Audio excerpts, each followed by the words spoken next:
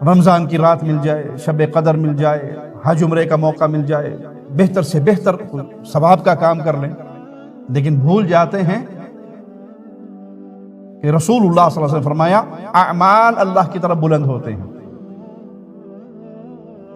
جب اعمال اللہ کی طرف بلند ہوتے ہیں، اللہ اپنے بندوں کو معاف فرما دیتا ہے، سوائے دو بندوں کے۔ مشرک کو اللہ معاف نہیں کرتا، غیر اللہ کی عبادت کرنے والا، غیر اللہ کی پوجا کرنے والا، غیر اللہ کی دعائیں دینے والا، ان کو پکارنے والا، ایک اللہ کی عبادت میں غیر کو شریک کرنے والا، یا اللہ کو چھوڑ کر الحاد کا راستہ اختیار کرتے ہوئے غیر اللہ کی ہی عبادت کرنے والا، یہ کبھی معاف نہیں ہوگا اگر توبہ کیے بغیر اسی حال میں مر گیا۔ اور دوسرا وہ مشاحن، وہ شخص جس کا اپنے بھائی کے ساتھ ناراضگی ہے، مسلمان بھائی ہے لیکن نہیں بولتے، 3 دن سے بڑھ کر ناراضگی نہیں ہو سکتی، قطع تعلقی نہیں ہو سکتی۔ اپنے بھائی کے ساتھ بہتر وہی ہے جو پہلے آگے بڑھ کر ہاتھ بڑھا لیتا ہے، جو معاف کر دیتا ہے،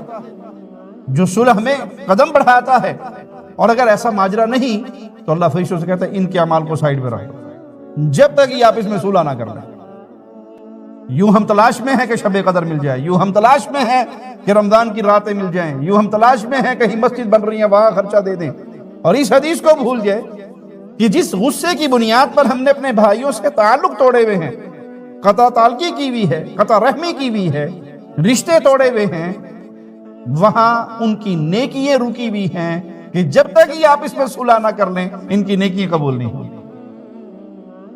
تو اس ایک نصیحت میں کہ غصہ نہ کرو، دنیا اور آخرت کی بھلائی ہے، کیونکہ اس سے انسان کے جب جذبات بھڑکتے ہیں پھر اپنے ہاتھوں سے وہ اپنے مسلمان بھائیوں کو تکلیف دیتا ہے۔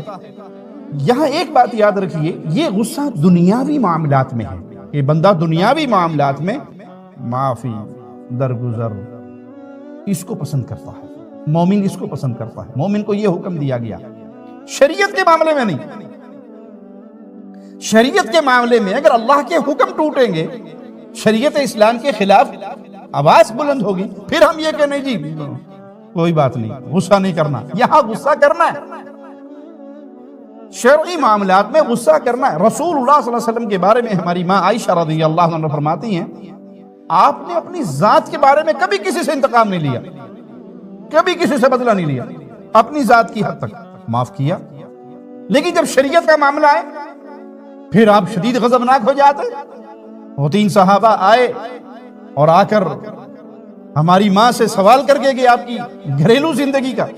اور پھر تینوں نے الگ الگ اپنا ایک پیغام دیا۔ کسی نے کہا میں روزہ رکھوں گا، افطار نہیں کروں گا، کسی نے کہا میں شادی نہیں کروں گا، میں ساری رات جاگوں گا۔ یہ خبر آپ تک پہنچی تو پھر آپ خاموش نہیں رہے، ان کے پیچھے گئے، ان کو ان کی باتوں سے منع کیا اور ساتھ حکم جاری فرمایا، جس نے میری سنت کو چھوڑا، جس نے میرے راستے کو چھوڑا فلیس منی، وہ مجھ میں سے نہیں ہے۔ شریعت کے معاملے میں غصہ حق بنتا ہے۔ بیٹے نے فجر کی نماز نہیں پڑھی جماعت سے، حق بنتا ہے اس سے غصہ کیجیے، ناراض ہو جائیے، سزا دیجیے۔ بیٹی بے پرد باہر نکلتی ہے، اجازت نہ دیجیے، حق بنتا ہے کہ اس پہ غصہ کیجیے۔ آپ کی بیوی اللہ کی حدود کو توڑتی ہے، یہاں غصے کا مقام بنتا ہے۔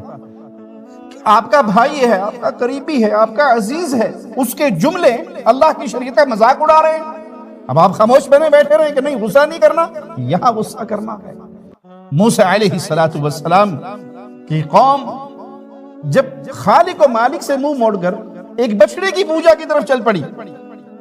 تو پھر قرآن حکیم کی آیت کو سنیے، وَلَمَّا رَجَعَ مُوسَىٰ إِلَىٰ قَوْمِهِ غَضْبَانَ أَسِفًا قَالَ بِئْسَ مَا خَلَفْتُمُونِي مِن بَعْدِي۔ قوم کو دیکھا کہ وہ ایک اللہ کی عبادت کی بجائے بچڑے کی پوجا میں لگی تو بڑے غصے میں آئے، بڑے رنج میں آئے، اپنے بھائی کے سر اور داڑھی کے بالوں سے پکڑا۔ یہاں غصے کا مقام بنتا ہے۔ شریعت کی حدود کو پامال کیا جائے اور میرے ماتھے پہ بل نہ پڑے، میں اپنے گھر کے اندر اللہ کی شریعت کے حکموں کو ٹوٹتا ہوا دیکھوں، میری اولاد، میری بیوی، میرے عزیز، میرے بھائی، اور میں خاموشی سے بیٹھا رہوں، تو یہاں میں نے گونگے شیطان کا کردار ادا کیا ہے۔ یہاں خاموشی نہیں ہے اللہ کی شریعت کے مسئلے پہ، غید و غضب کھانا یہ مومن کی شان ہے، یہ مومن ہونے کی نشانی ہے، یہ شریعت کا ہم اور غم دل میں ہونے کی نشانی ہے کہ یہ شریعت مجھے عزیز ہے۔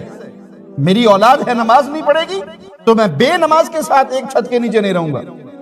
میری بیوی ہے اللہ کے حکموں کو توڑے گی تو پھر اللہ کا دشمن، اللہ کا باغی اور اللہ کا محبوب وہ اللہ کی شریعت کی بغاوت میں خاموش نہیں رہیں گے، بلکہ اس کو نصیحت کرے گا، اس باغی کو نصیحت کرے گا، اسے سمجھائے گا۔